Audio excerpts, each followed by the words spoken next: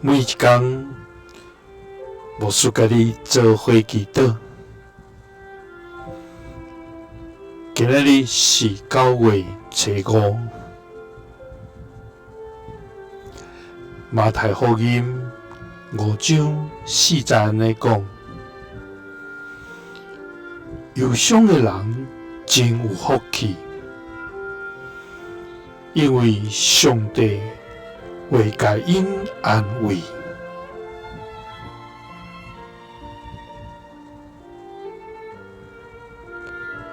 三甲来祈祷，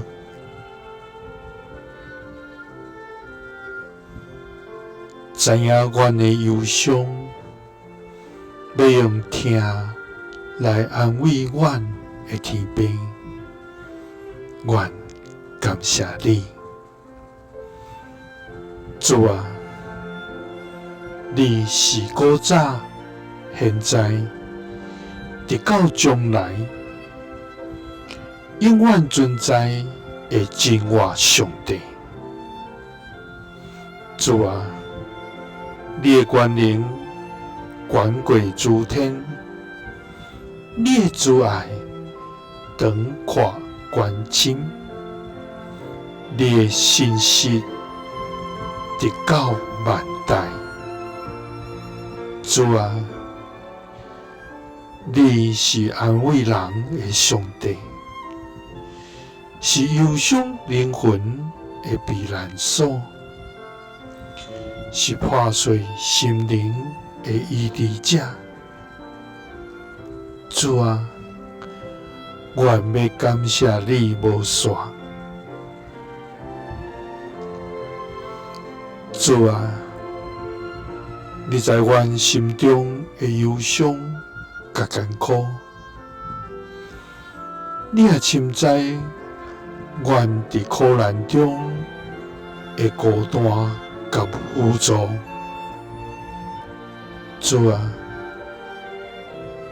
阮心灵受伤，心中痛苦的时，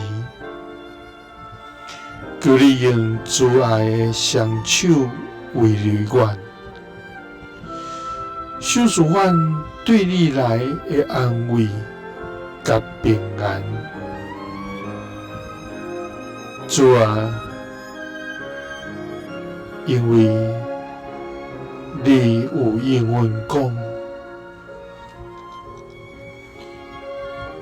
忧伤的人真有福气，因为你会甲因安慰。